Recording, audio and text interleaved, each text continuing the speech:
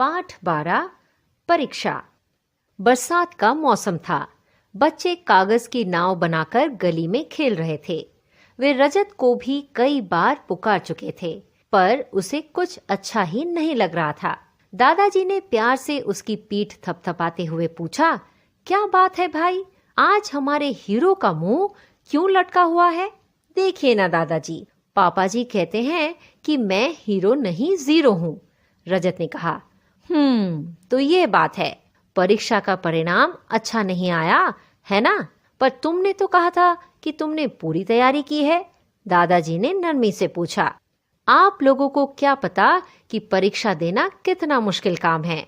कभी प्रश्न घुमा फिरा कर पूछे जाते हैं, कभी पेपर बहुत लंबा होता है, पेपर तो हमेशा ही कठिन लगता है, और कभी तो परीक्षा के पहले मैं बीमार ही पड़ जाता हूँ। रजत ये सारी बातें एक ही सांस में कह गया। दादाजी रजत की बातें सुनकर हंस पड़े।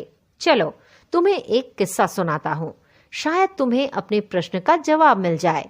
एक बूढ़ा किसान था। वह परमात्मा पर बहुत क्रोधित था। उसने एक सुबह अपनी प्रार्थना में कहा, मुझे आपसे कुछ कहना है, बस बहुत हो गया। आपको खेती का कुछ पता नहीं है। जब बरसात की जरूरत होती है तो बरसात नहीं होती, और जब बरसात की जरूरत नहीं होती तो आप बरसाए चले जाते हैं। यह क्या नासमझी है? यदि आपको खेती का पता नहीं है तो आप मुझसे पूछ सकते हैं। मैंने अपना सारा जीवन इसमें बिताया है। एक मौका मुझे दें। आने वाली बरसात में मुझे तय करने दें और देखें कि क्या होता है। परमात्मा ने बड़े ही विनम्रता से कहा, ठीक है, इस बरसात में तुम ही तय करना। परमात्मा की बातें सुनकर किसान बहुत खुश हो गया कि अब वह परमात्मा को बताएगा। जब फसल काटने का समय आया तो वह बहुत खुश नजर आ रहा था। उसे अपने आप पर पूरा भरोसा था कि इस बार फसल उसके तय अनुसार होगी। फसल काटी गई। फसल देखकर वह हैरानी में पड़ गया। वहां गेहूं थे ही नहीं, सिर्फ खाली छिलके, बगैर गेहूं के। ये क्या हुआ? इतने लंबे पौधे, इतने लंबे कि साधारण गेहूं से 4 गुना अधिक बड़ा गेहूं आना चाहिए था। अचानक उसने बादलों में से हंसी सुनी। परमात्मा हंसे और बोले, अब तुम क्या कहोगे? किसान बोला, मैं आश्चर्यचकित हूँ। मैंने कोई भी विध्वंस की संभावना ही नहीं छोड़ी थी, और जो कुछ भी मदद हो सकता था मैंने दिया।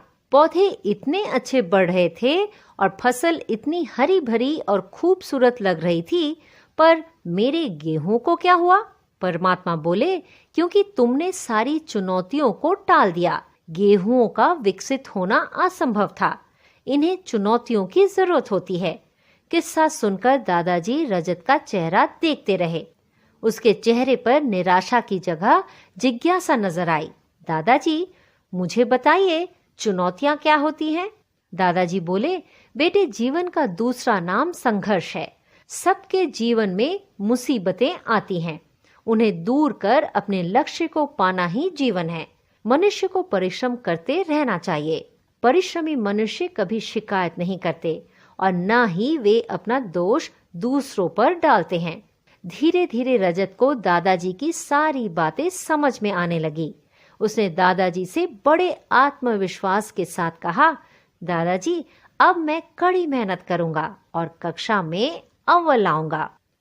शब्दार्थ: परिणाम, नतीजा, किस्सा, कहानी, विध्वंस, विनाश, आश्चर्यचकित, हैरान होना, आत्मविश्वास, अपने आप पर भरोसा होना, परमात्मा, ईश्वर, मुसीबतें, कठिनाई, अव्वल, प्रथम, क्रोधित, गुस्सा होना, परिश्रमी, मेहनती।